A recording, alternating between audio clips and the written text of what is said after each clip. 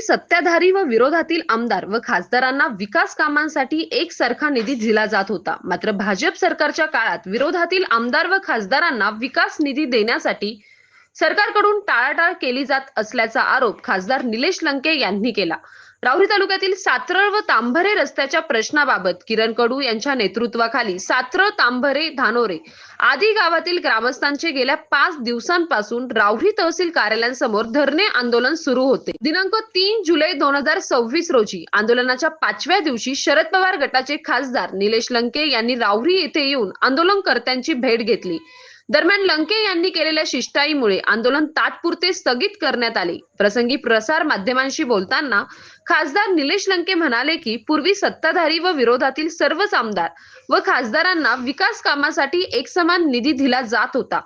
त्यामुळे विकास कामे करण्यात कोणतीही अडचण येत नव्हती. मात्र भाजपच्या काळात विरोधातील आमदार व खासदारांना विकास कामाचा निधी देण्यास सरकारकडून टाळाटाळ केली जात आहे. निधी देताना किंवा इतर कोणतेही काम करताना समोरचा व्यक्ती कोणत्या पक्षाचा आहे हे पाहिले जाते, अशी खंत खासदार निलेश लंके यांनी व्यक्त केली.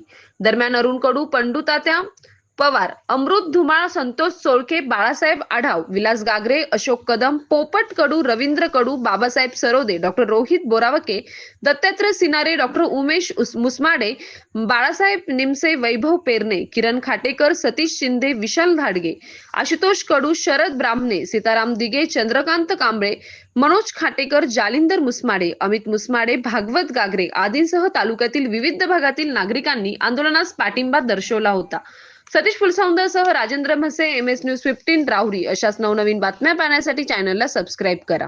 नेते मंडळी सांगतात एक काळ असा होता राजकारणात, तुम्ही निवडून आल्यानंतर विधानसभेत गेले, तुम्ही निवडून संसदेत गेल्यानंतर तुम्ही या राज्याचे या देशाचे लोकप्रतिनिधी म्हणून तुम्हाला त्या ठिकाणी संबोधलं जायचं. पण आता माणूस कुठल्या पक्षाचा आहे हे विकासाच्या निधीच्या बाबत सुद्धा त्याचा विचार केला जातो. हे या पक्षाचा आहे मग त्याची फाईल थांबवा, तू त्या पक्षाचा आहे त्याचा हेच थांबवा, हे सगळ्या गोष्टी जाणीवपूर्वक केल्या जातात.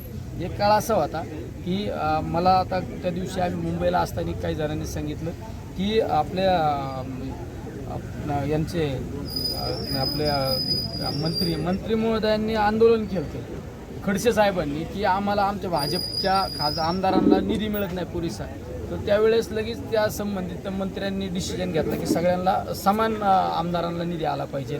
तसं खासदारांच्या बाबत सुद्धा झालं पाहिजे, पण ते होत नाही.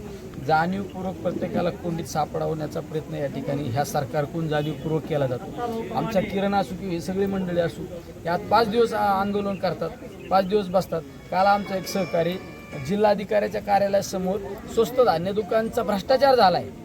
ज्या स्वस्त धान्य दुकानामुळं आमच्या गोरगरिबांच्या चुली पेटणार आहे, त्या स्वस्त धान्य दुकानाचा भ्रष्टाचार झाला आहे. लाईव्ह पुरावे, शूटिंग आहे, सगळ्या गोष्टी.